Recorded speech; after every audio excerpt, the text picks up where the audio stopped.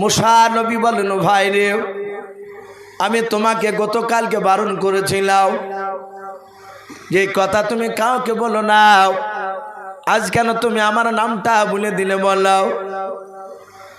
হযরত মুসা নবীর কথা শুনে বাবা ওই যুবক ছেলেটা বাবজি মুসা নবীর পা দোকানা জোরে জোরে বলেন, ভাই তোমার হাত গোটানো দেখে আমার কলজার পানি শুকে গিয়েছিল। গতকালকে টুক করে মারলে আর ছেলেটা মারা গেল। আমি ভেবেছিলাম তুমি আজকে আমাকেও মারবাও, তাই মারের ভয়, মৃত্যুর ভয়ে আমি কথাটা বলে ফেলেছি, ভাই আমাকে মাফ করো। মুসা নবী বলেন, ভাই আমি তোমাকে মাফ করে দিলাম, কিন্তু ভাই আর ফেরাউনের বাড়িতে আমি আর থাকতে পারবো না। বলো ভাই আগামী কালকে আবার যদি ওই লোকটা মারে, কে আমাকে বাঁচাবে? বলে জানি না। এই ভাই আমি আর পেছন দিকে গেলাম না, ফেরাউনের দেশ ছেড়ে আমাকে এখনই পালিয়ে যাওয়া লাগবে, না হলে ফেরাউন আমাকে মেরে ফেলবে। ছোট থেকে তার রাগ আছে, চড় মেরেছি, এখনো তার মাথাতে ব্যথা উঠে মাঝে মাঝে। দেখবেন বাবা যারা ছোট্টবেলায় বাপ যে আপনার ফুটবল প্রেমিক হয়, যারা ফুটবল খেলে তাদের দেখবেন অনেকের আঙুল ভাঙা থাকে, হাঁটুতে বাপজি কালসিনে দাগ বা রক্ত জমে থাকে। অনেক সময় যুবককালে বুঝতে পারে না, যখন 40 বছর বাপজি 50 বছর পার হবে, ওই লাগা জায়গাগুলো মাঝে মাঝে বাপজি ব্যথা হয় না, তখন ডাক্তারের কাছে ছোটে, বলে ভাই আর আমি এইদিকে যাব না, আমাকে মেরে ফেলবে। মুসা নবী সোজা বাপজি চলে গেলেন একেবারে মিশরের বাপজি আপনার ফেরাউনের রাজ্য দেশ ছেড়ে দিয়াও নতুন একটা শহরে বাপজি পৌঁছালেন। কোরআন শরীফের শহরটার নাম পাওয়া যায় মাদাইন। কি বললাম? মাদিয়ান। আমরা মাদাইন শহর বলি বাংলাতে। এই মাদাইন শহরে গিয়ে বাপজি হযরত মুসা নবী গিয়ে পৌঁছালেন। যায়া খাজুর বাগানে দাঁড়িয়ে আছে, চিন্তা করছেন থাকবো কোথায়, কে থাকতে দিবে আমাকে? এ বিদেহা জায়গা, আমি তো এখানকার লোককে আমি চিনি না। ঘন্টা খানিক ধরে বাপজি দাঁড়িয়ে থাকতে থাকতে দেখছে ওই খাজুর বাগানে মুসা নবী যেখানে বাপজি দাঁড়িয়েছে ওখান থেকে 10 হাত দূরে দেখছে দুটো মেয়ে, ছোট ছোট বাপজি দুটো মেয়েতে ছাগল হাতে করে দড়িতে বাঁধিয়ে নিয়ে দাঁড়িয়েছে। এরাও 2 ঘন্টা ধরে দাঁড়িয়ে, মুসা নবী 2 ঘন্টা ধরে দাঁড়িয়ে। মুসা নবী পেছন দিক থেকে বলছে, ওগো বোন, আয় বোন, আমি 2 ঘন্টা ধরে এখানে বসে বসে দেখছি দাঁড়িয়ে, তোমরা তো দাঁড়িয়েছো, ব্যাপারটা কি বাড়িয়েছ না কেন? তখন মেয়া দুটি এভাবে মুসা নবীর দিকে একবার তাকানোর পরে আর তাকালেন না, মুখটা ফিরে নিলেন। ফিরে নেওয়ার পরে সাথে হাতে বাপজি বললেন যে আমরা ছাগলকে চড়ালছি, পানি খাওয়াবো। ওই দেখো ছেলেরা সব পানি পান করাচ্ছে ঝর্ণা থেকে, ওরা চলে যাবে, তারপর আমি পানি পান করি নিয়ে বাড়ি যাব, আমাদের রাত হয় যেতে। মুসা আলাইহিস সালাম বললেন, বোন তাহলে এখনো তো অনেক দেরি, আমাকে একটু সময় দাও, আমাকে যদি দাও ছাগল দুটো, তাহলে পানি পান করলে এসে চলে আসবো খেয়ে। বলো অসুবিধা নাই, তাহলে খুব ভালো হয়। পাঠিয়ে দিল। মুসা নবী যে পানি খাইতে বাপজি জাহাতে চাইলে, ভাই আমরা উঠবো না ভাই, এ দেখেন 1:30টা পার হয়ে গেল, ইনশাল্লাহ এখনই দোয়া করবার কয়েক মিনিটের মধ্যেই। যেহেতু বাপজি ঘুম একটা আল্লাহর বড় নিয়ামত, আমরা হয়তো এলাকার প্রথা হয়ে গেছে যত রাত পর্যন্ত মাইক বাজবে আমরা তত ভাবি যে জালসা মনে হয় বড়ই হলো। গতকালকে টেহট মাদ্রাসাতে ছিলাম ভাই, ফজর পর্যন্ত আলোচনা। তো বলছি ভাই লোক থাকুক বা না থাকুক চালাতে হবে, 2 ঘন্টা বলতে হবে, আর এক গাদা বক্তা নিয়েছে।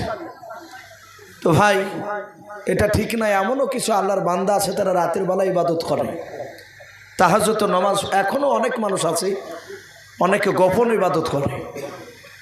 তাহলে এই যে আওয়াজ হচ্ছে তার কানে গিয়ে যদি পৌঁছায় তার ইবাদতের ব্যাঘাত ঘটবে। আল্লাহ মাফ করুক, যদি আল্লাহ কিয়ামতের ময়দান ওই প্রশ্ন যদি করে আমাদেরকে, আমরা জবাব দিতে পারবো না। তাই ভাই এই নিয়ামত একটা ঘুম একটা বড় জিনিস। আপনারা অনেকেই চাষি মানুষ যারা এখানে আছে দেখেছি, গভীর রাত্রিবেলা যারা ওয়াজ শুনে তারা শিক্ষিত মানুষ খুব কমই থাকে, মাঠে খাটা মানুষ, হয়তো তারা কোরআনকে ভালোবাসে তাই বসে থাকে। আর অতিরিক্ত যারা দেখবেন হাই র্যাঙ্কের শিক্ষিত, তারা ঘুমের ব্যাঘাত ঘটবে বলি একটু ঘোরাফোরা করে আধ ঘন্টা বসে বাস প্যান্টে হাত ভরে সটাল ও পালিয়ে যায়। তো ভাই ঘুমাতে হবে, আবার ফজর আজান নামাজ ইনশাল্লাহ আমরা পড়ব। মুসা আলাইহিস সালাম তিনি বাপজি সেখানে থাকার পরে পানি খেয়ে দিয়ে ওই মেয়া দুটোকে ছাগল দিয়েছিলেন। ওই মেয়া দুটোর কথা তফসিরে লিখেছে, ওই মেয়া দুটো ছিল হজরতে শোয়াইব নবী আলাইহিস সালামের কলিজা টুকরা বিটি। বলুন আলহামদুলিল্লাহ। ভাই আমার বলার উদ্দেশ্যেই এই মুসা আলাইহিস সালাম ওই শোয়াইব নবীর বাড়িতে থেকে লাস্টে শোয়াইব নবীর বড় বিটির সাথে মুসা নবীর বিয়ে হয়েছিল। বিয়ে করার পরে 6-7 দিন পরই শোয়াইব নবী বললেন 6-7 দিন থাকলে বিয়ের পরে, আগে যা থেকেছো তখন আমার বাড়িতে রাখাল সাজে, কিন্তু আমার বিটির সাথে বিয়ে দেওয়ার পর 6-7 দিন থাকলে জামাই হিসাবে আর থাকতে হবে না। তুমি আমার বিটিকে লাউলিয়ে সোজা তোমার দেশে চলে যাও, যে তোমার বাপ মার খিদমত করো গা। এটা মুসা নবীকে তার শ্বশুর মশাই নিষেধ করছে। আর আমাদের বেশিরভাগ বাপজি শ্বশুর মশাইরা চায় বাপ মাকে ছেড়ে দিয়ে সে খেলে থাকুক, দিয়ে জামাইয়ের ইনকাম খেতে পারলে বিরাট ব্যাপার, কিন্তু না, শ্বশুর বাড়িতে থাকতে নেই। আমরা অনেক যুবকরা থাকি, আবার অনেকে বসে বসে কান্দে শুদ্ধি বাসি ভাত খাইতে দেয়, যাহাতে শ্বশুর বাড়ি থাকতে লাগে, মান থাকে না। তাই জন্য বাপজি ওটা বড় কথা নয়, কিন্তু কোরআন হাদিস দিক দিয়েও লক্ষ্য করলে পাওয়া যাবে যে শ্বশুর বাড়িতে থাকতে নেই। একজন নবী শোয়াইব নবী পয়গম্বর তার জামাইকে বলছে সোজা হাঁটো আমার বিটি কিনে তোমার বাপের দেশে, যে বাপ মার খিদমত করো। এই বাপ মার খিদমত করতে করার সময় আসার সময় তার বিবির পেটে তখনও বাচ্চা আসেনি, কিন্তু রাস্তা দিয়ে আস্তে আস্তে হঠাৎ করে একটা আগুনের দরকার। তার বিবিকে বাপজি জঙ্গলে একটা গাছের গুড়িতে বসে রেখে আগুন খুঁজতে গিয়ে দেখছে ওই পাহাড়ে গাছের ওপরে একটা আগুনের কুণ্ড, ধরতে গেলে আগুনটা উপরে উঠে যাচ্ছে, আবার চলে আসছে, আবার আগুনটা নেমে আসছে। মুসা নবী জানে না যে এটা কে। আগুনের ভিতর থেকে বলল অমা তিলকা বিয়ামিনিকা ইয়া মুসা। আগুনের ভিতর থেকে বাপজি আওয়াজ আসলো, এই মুসা তোমার ডান হাতে ওটা কি? মুসা নবী বলেছিলেন আমার ডান হাতে এটা আশা মোবারক লাঠি।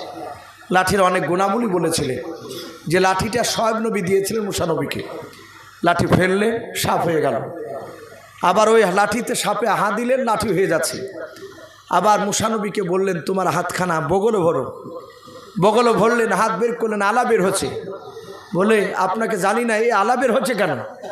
আগুনের ভিতর থেকে বললেন এই মুসা আমি তোমার আল্লাহ। বলুন আলহামদুলিল্লাহ। বলে আল্লাহ আপনি? বলে হ্যাঁ। বলে আলা বন্ধ হবে কি করে? বলে তুমি বগল ভরে সাপ দাও, বগলটাই হচ্ছে সুইচ, সাপ দিবা জ্বলবে, সাপ দিবা বন্ধ হবে। যাহা তো হয়ে গেল। আল্লাহ বললেন মুসা আর তোমার বিবির কাছে আগুন নিয়ে যাওয়া লাগবে না, তোমার বিবিকে দেখাশোনার দায়িত্ব আমার। এই মুসা এক্ষুনি তোমাকে নবুয়ত দান করলাম, যাও তুমি নবী এখন মুসা প্রকাশ হয়ে গেলে, তুমি ফেরাউনের দরবারে কলমার দাওয়াত নিয়ে যাও। বলুন আলহামদুলিল্লাহ। মুসা নবী বললেন আল্লাহ মাফ করবেন, আমি ছোটবেলায় আগুন তুলে মুখে খাতে গিয়ে জিভ পড়ে গিয়েছে, তো তুমি করেছো। ওগো মাওলা তুমি তো সবই জানো, আমার কথাটা তুতলা, ফেরাউন সব কথা বুঝতে পারতো না, এখন গিয়ে কথা বলে সব বুঝতে পারবে না। আল্লাহ বলেন মুসা তুমি কি চাও? বলে আল্লাহ আপনি আমার বড় ভাই হারুনকে নবী করে দেন। বলুন আলহামদুলিল্লাহ। আল্লাহ বলে নবী করে দিব? বলে হ্যাঁ। বলে যাও তোমার বড় ভাই হারুনকে নবী বানিয়ে দিলাম। ভাই মুসা নবীর ভাই হারুন জানি না যে নবী, তা তখন তার পর্দা মর্দা সব বুঝত না। মুসা নবীর বড় ভাই হারুন একদম বান্না মেরেছে। বান্না মারা বলেন নাকি না নেংটি মারা বলেন? কিছু মানুষ দেখেন জমিতে বাপজি কুদাল নিয়ে যদি যায়, আর যা যদি বাপজি কাপড় যদি জড়ো করে ঠিক 2 তাল বাড়ি করে দিয়ে যদি বাপজি বসেও, তাহলে জানতে হবে আল কাটতে বসেছে। এমন শুরু করে আল কাটবে। তো ও বাপজি সে বান্না মেরে ছাগল চড়াচ্ছে, দুম্বা চড়াচ্ছে। আর মুসা নবী যে বলছে আসসালামু আলাইকুম নবী ভাই কেমন আছেন? তখন হারুন বলছে যে টিটকারি মাছিস কেন, আমি নবী কবে থেকে হইলাম? বলে এই দেখো সার্টিফিকেট নবীর আল্লাহর কাছ থেকে নিয়ে হয়েছি, বলুন আলহামদুলিল্লাহ। তারপরে খুব তাড়াতাড়ি করে হাঁটু ঢাকছি। বলো ভাই আমিও নবী তুমিও নবী, চলো দুই ভাই আল্লাহ বলিয়েছে ফেরাউনের কাছে যাইতে কলমার দাওয়াত নিয়ে। ভাই কলমার দাওয়াত দিতে গেছিলেন, তখনকার যা ইবাদত তাই করতে বলেছিলেন। তাই প্রতিটা বাপজি ভাইদেরকে বলবো, আলোচনা বাপজি রসুলদের কথা নবীদের কথা শুনলে দিলটা একটু নরম হয়, নবীর দিকে মহাব্বত হয়। তাই বাপজি আল্লাহ রাব্বুল আলামিন আমাদের সকলের দিলে মহান রব্বুল আলামিনের বিশ্ব নবী জনাবে মোহাম্মদ রাসূলুল্লাহ বলুন সাল্লাল্লাহু তাআলা আলাইহি ওয়াসাল্লামের মহাব্বত যেন ভরে দেন, বলুন আল্লাহুম্মা আমিন। জান্নাতের আশা আকাঙ্ক্ষা যেন আল্লাহ ভরে দিন, বলুন আল্লাহুম্মা আমিন। জাহান্নাম থেকে যেন আল্লাহ আমাদেরকে হেফাজত করুন, বলুন আল্লাহুম্মা আমিন। তো ভাই যাই হোক, দোয়া হবে, আমরা এক্ষুনি দোয়াতে ইনশাআল্লাহ শরীক হব। আমরা সকলে একবার দুরূদ ইব্রাহিমটা পড়ে নিই। আল্লাহুম্মা সাল্লি আলা মুহাম্মাদি ওয়া আলি মুহাম্মাদ কামা সাল্লাইতা আলা ইব্রাহিম ওয়া আলা আলি ইব্রাহিমা ইন্নাকা হামিদুম মাজিদ। আল্লাহুম্মা বারিক আলা মুহাম্মাদি ওয়া আলা আলি মুহাম্মাদ কামা বারাকতা আলা ইব্রাহিম ওয়া আলা আলি ইব্রাহিমা ইন্নাকা হামিদুম মাজিদ। সাল্লাল্লাহু তাআলা আলাইহি ওয়াসাল্লাম। ভাই এক্ষুনি দোয়া হবে। রহমান ভাই চলে গেছে নাকি?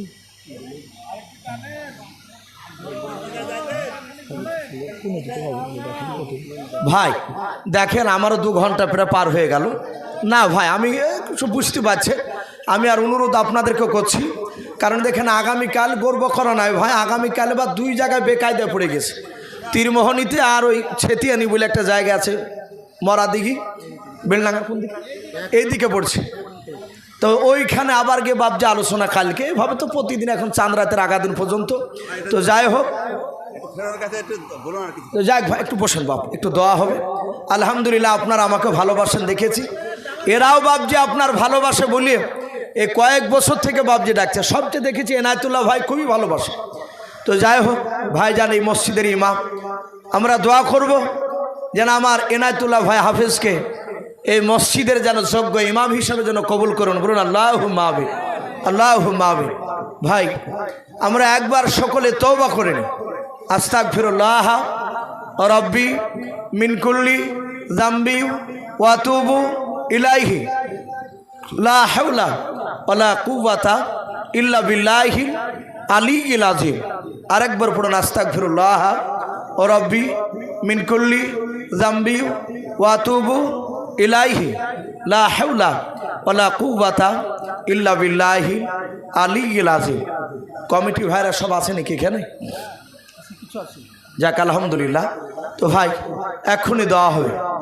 আমি আপনাদেরকে বলি, আপনারা সকলেই জানেন আমিও আপনাদের জন্য বাপজি দোয়া করব। ভাই একটু শুনি কথাগুলো দিয়ে দোয়া করে দেবেন ইনশাল্লাহ। আমি এনায়েতুল্লাহ ভাইকে একটু দোয়ার জন্য বলবো, ভাই আপনি করে দেন না দোয়া। তো ভাই যাই হোক দোয়াটা এখনই হবে। আপনারা সকলে জানেন, আপনারা হয়তো এতটুকু জানেন যে আমি একটা মাদ্রাসা পড়াই, কিন্তু এনায়েতুল্লাহ ভাই উনি খুবই ভালো জানেন, ওনার যে সাথী একসাথে পড়াশোনা করেছে উনিও আমার মাদ্রাসার মসজিদের ইমাম প্লাস এবং শিক্ষক। উনি ভালোই জানেন। আমি মাঝে মাঝে গল্প করি, আমার পূর্বেকার বক্তা, তার পূর্বেকার বক্তা যে মুফতি জার্জি সাহেব এসেছিলেন, ওনারাও ভালো জানেন, ওনাদের পাশেই বাপজি আমার সে মাদ্রাসা। তো যাই হোক আপনাদের এলাকায় কোনোদিন আসি নাই, হয়তো আগামী রমজান মাসে ইনশাআল্লাহ আল্লাহ বেঁচে রাখলে আমি চেষ্টা করব একদিন আসা। ভাই আমার মাদ্রাসার চারিদিকে সব বেদাতি, পাথর সাপড়ি যে গ্রুপ যায় ওই গ্রুপের লোক, তাবলিগ গেলে অনেক খারাপ কথা বলে, দান দিতে চায় না। একেবারে নদীর ওপরে মাদ্রাসা, ধনাইপুর হারপাড়া বলে ইসলামিয়া মাদ্রাসা, বড় একটা নদীর ওপরে মাদ্রাসা রয়েছে। আমার এই ভাইজান এনায়েতুল্লাহ ভাইজান উনি দেখেছেন। তো ভাই ইনশাল্লাহ আসলে একটু সহযোগিতার হাত বাড়াবে রমজান মাসে। হয়তো এনায়েতুল্লাহ ভাইয়ের সাথে যদি কেউ দেওয়ার মতো ইচ্ছা থাকে, রমজান মাসে যদি একটু দেরি হয়ে যায়, সব দিন তো আসতে পারা যায় না, তো যদি কেউ জাকাতের দিব মনে করেন তাহলে এনায়েতুল্লাহ ভাইয়ের সাথে একটু যোগাযোগ করবে। অনেকে ফোনের মাধ্যমে দিয়ে দিচ্ছে ফোনপে। ইনশাল্লাহ আপনাদের জন্য দোয়া করব। প্রায় নদীতে বাপজি একটা পাঁচিল করতে প্রায় 13 থেকে 14 লাখ টাকা খরচ হবে। পাঁচিলের ওপরে হেফজোখানা করবে ইনশাল্লাহ। অনেকগুলো ছাত্র 3 বেলা খায়। আপনারা জানেন যে মাদ্রাসা খরচ কত, যেতে কেন মূল্য মাদ্রাসা প্রচুর টাকা আপনারও দেন। তো ভাই এক্ষুনি দোয়া হবে। দোয়ার শেষে আমি প্রতিটা বাবজি ভাইদেরকে বলবো, আমি নেতনা ভাইয়ের সাথে একটু বলেছি, দোয়ার শেষে ভাই আপনারা একটু শেষের বেলা, ভাই বসেন, আপনি বসেন, আপনি ওখানে বসেন, আপনি বসেন, আপনি শেষের বেলায় করেন, বসে দোয়া হবে। যদি আপনাদের কাছে, যেহেতু এটা আদায় জালসা না, দোয়ার শেষে 5 টাকা 10 টাকা করে যদি 2-3 খান যদি সিমেন্টের বস্তা টাকা যদি হয়ে যায়, তাহলে ইনশাল্লাহ সেটা একটু কাজে লেগে যাবে। ইনশাল্লাহ আমরা সকলে চেষ্টা করব। দোয়ার পর একটু হাত তুলে আল্লাহুম্মা আমিন। আলহামদুলিল্লাহি রাব্বিল আলামিন ওয়াল আকিবাতু লিল মুত্তাকিন ওয়াসসালাতু ওয়াসসালামু আলা রাসূলিল আমিন ওয়াসসালাতু ওয়াসসালামু আলা রাসূলিল মুযনাবির। রব্বানা যালামনা আনফুসানা ওয়া ইল্লাম তাগফির লানা ওয়া তারহামনা লানাকুনান্না মিনাল খাসিরিন। আয় আল্লাহ, মাওলাই করিম প্রায় 2টো বাদ্যে জুন্নর মাওলাও। আয় রাব্বুল আলামিন, তোমার সাই দরবারে হাত উঠি যে গভীর রাত্রিতে মাওলা রে, দেখো তোমার বান্দা বান্দেরাও আল্লাহ এত গভীর রাত্রি হয়ে গেছে তবু তারা বাড়ি যেতে চাইছে না। আল্লাহ আরামের বিছানাকে ত্যাগ করে মাওলা আল্লাহ শীতের রাত্রিতে একটা চাটের উপর বসে আছে। রব্বুল আলামিন, আল্লাহ তুমি তো মেহেরবান করে আমাদের সকলে হাতগুলো মাওলা ইমানদের হিসাবে তুমি কবুল করে নাও। রব্বুল আলামিন, আমরা সকলে গুনাহগার, খাকসার নাদান তোমার বান্দাও। আয় আল্লাহ, আমরা দিনের আলো রাত্রির অন্ধকার মাওলা সগীরা কাবিরা জানা অজানাও ছোট বড় জাহেরি বাতিনি যাবতীয় গুনাহ করে ফেলেছে রে মাওলাও। আয় আল্লাহ, তুমি দয়া মেহেরবান করে আমাদের সকলের জীবনের ছোট বড় যাবতীয় গুনাহগুলো তুমি মাফ করে দাও। আয় আল্লাহ, এ রতনপুর গ্রামের মহলাও, এ পবিত্র আল্লাহ বাগানে যে জালসা দিয়েছে মহলাও, এই পবিত্র জালসার মাহফিল তুমি কবুল করে নাও। আয় আল্লাহ, এই জালসার কমিটি ভাইরা বাবজিরা মিলে মহলাও হাড় ভাঙা পরিশ্রম করে তারা জালসার আয়োজন করেছে। আয় রাব্বুল আলামিন, দা মেহেরবান করে তুমি তাদের মেহনত তুমি কবুল করে নাও। কেউ শ্রম দিয়ে, কেউ টাকা দিয়ে আয় আল্লাহ জালসার মাহফিলে মহলা সহযোগিতা করেছে। আয় আল্লাহ, সকল বাবজি ভাই মা বোনদের মহলা মেহনত সহযোগিতাকে তুমি কবুল করে নাও। আয় আল্লাহ, এই জালসার যারা কমিটি রয়েছে রে মহলা, তুমি তাদের সকলকে হযরত আবু বকর সিদ্দিক রাদিয়াল্লাহু তাআলা আনহুর মতো ঈমান বানিয়ে দাও। তাদের দ্বারা 5 ওয়াক্ত নামাজ তুমি আদায় করিয়ে নাও। আয় আল্লাহ, এই জালসার সভাপতিগণকে তুমি কবুল করে নাও রে মাওলা, বক্তাগণকে তুমি কবুল করে নাও, শ্রোতাগণকে তুমি কবুল করে নাও। আয় আল্লাহ, আমার খুব কাছের বন্ধু এনায়েতুল্লাহ ভাই আল্লাহ গ্রামের মসজিদের ইমাম, আয় আল্লাহ তুমি তার মসজিদের ইমাম হিসেবে তুমি তাকে কবুল করে নাও। আয় আল্লাহ, তুমি তার এলমিয়াতে তুমি বরকত দাও। আয় আল্লাহ, বারবার তিনি দোয়া চাই রে মহলা, তুমি তার রুজি রোজগারে তুমি বরকত দাও। আয় আল্লাহ, কিয়ামত পর্যন্ত তুমি তাকে আল্লাহ হক্কানি আলেমী হাফিজ হিসাবে তুমি কবুল করে নাও। আয় রাব্বুল আলামিন, দেখো তোমার বান্দা বান্দিরা আমিন আমিন করেছে মওলা। এখানে অনেক বাবজি ভাই রয়েছে, মা বোনেরা রয়েছে, যাদের আব্বা নাই মা নাই মওলা রে, যাদের আব্বা মা নাই তুমি তাদের আব্বা মার কবর আযাবগুলো তুমি মাফ করে দাও।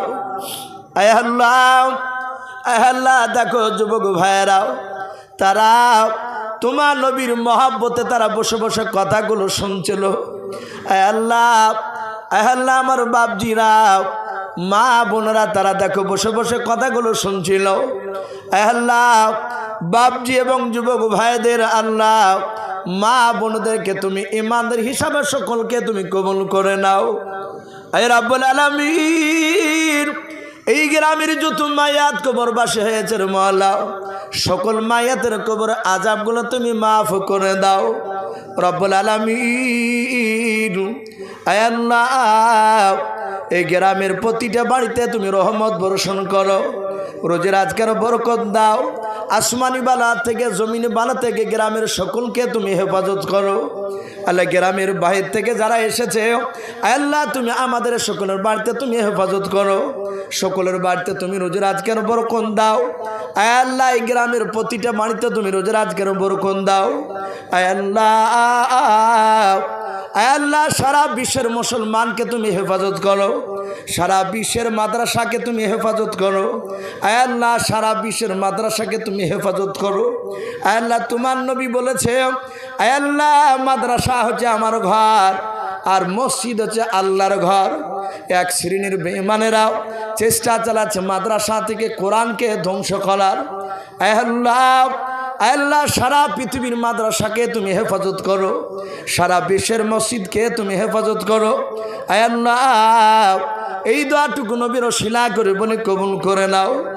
আল্লাহ আমি যে একটা মাদ্রাসা আছি তোমার বান্দা বান্দিদেরকে সামনে বসে রেখে দোয়ার পরে 2-5 টাকা করে আল্লাহ তোমার নবীর মাদ্রাসার পাঁচিল করার জন্য আল্লাহ কিছু টাকা চেয়েছে মওলা, যারা দিবে যারা দিতে পারবে না সকলকেই তুমি কবুল করে নিও, সকলের রোজের আজকের তুমি বরকত দিও।